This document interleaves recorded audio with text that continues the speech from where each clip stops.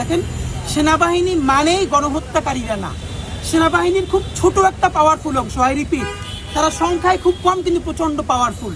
তারা পিলখানা হত্যাকাণ্ড হতে দিয়েছে, সাপ্লাই তারা নীরব থেকেছে, এবং পরবর্তীতে জুলাই গণহত্যায় তারা হাসিনাকে শুধু সাহায্যই করে নাই।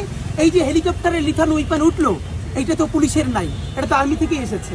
আমরা দেশপ্রেমিক সেনাবাহিনীকে এইসব কতিপয় দুষ্কৃতিকারীদের কারণে কলঙ্কিত দেখতে চাই না।